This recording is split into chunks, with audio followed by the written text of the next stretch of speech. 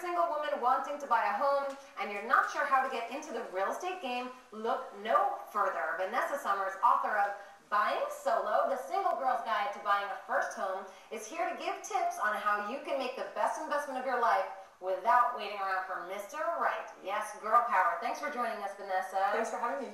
I'm so interested in hearing about this because I don't own my own home yet, but I plan to very soon. Awesome. Why are you encouraging single women to buy homes, especially right now? Well, the big one is real estate doubles every 10 years. So it's an amazing way to create wealth over the not too distant future. Okay. Plus the government, they give us great tax benefits. So instead of, I like to say, paying Uncle Sam, some of that money goes towards paying a mortgage and over time creating some great wealth.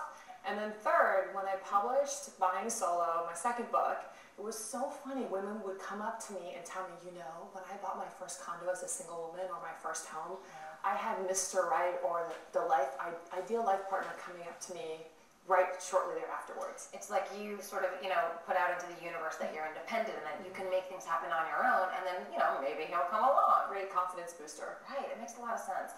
Not only did you mention the tax benefits, but they also sort of give grants, don't they, to first-time home buyers? There is a program you should check with a tax accountant or a mortgage broker, but currently there's a program with the Federal Housing Association that if you qualify, you only have to put 3.5% down in cities where even in this market cycle, real estate is expensive. That can really help you get into that first purchase. Interesting. Okay, so what's the easiest way to determine how much of a monthly mortgage that you can afford or might, end up going to in a certain city or area? Yeah, that's really easy. It's basically standard. A third of your income, a third of your paycheck should go toward covering your mortgage and all those expenses, maybe 40%.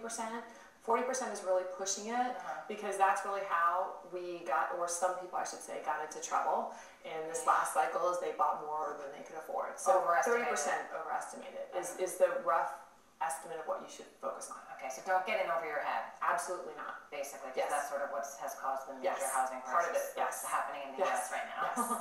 So there are a lot of people, I know a lot of friends of mine, I have terrific credit, which I'm really happy about. My mom taught me always pay my bills on time, but a lot of people have really bad credit, and it might be because of something very silly in their life that happened even 10 years ago or 5 years ago. They didn't pay a bill on time, all of a sudden it goes to a collector.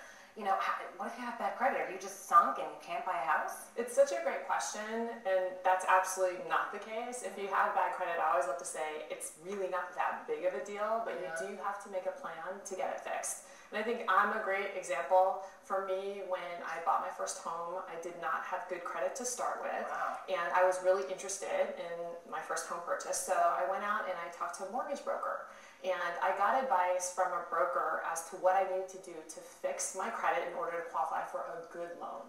And so then that mortgage broker referred me to a trustworthy credit repair person.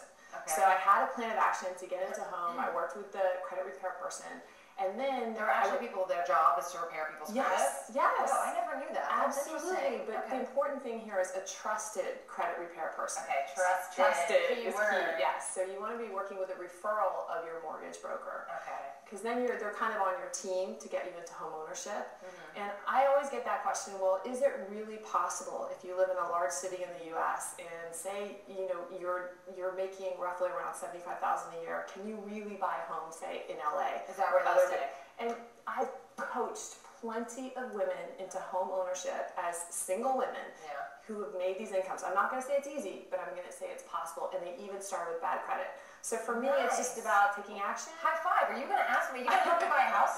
Well, if you follow these tips, you're that much closer for sure. We're going to get me into a house. Where do you find the best real estate agent? Great question, and this is also so important.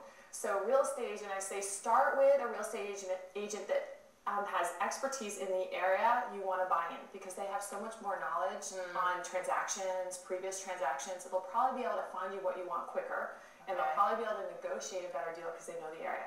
And the next thing is you want to ask family, friends, or colleagues about who they would refer, or go on the internet. And then once you find a real estate agent, this is really important in this market cycle, and it's such an important relationship to get right, you want to ask the real estate agent, could they give you referrals of recent clients they worked with, because in truth, a lot of real estate agents are out of business in this market. And if you get those trusted referrals, there's a good chance if they're closing deals in this tough market, they'll do a great job for you. And they'll have a lot of referrals, and you can call those people and say, how were they? Did you get you a good deal? So important. Yep. Referrals A lot are of people king don't in real use estate. referrals. So valuable. Yeah. So valuable to getting good people on your team. Nice. Thank you so much, Vanessa, for coming. We Thank really you. appreciate it. All single ladies in the U.S.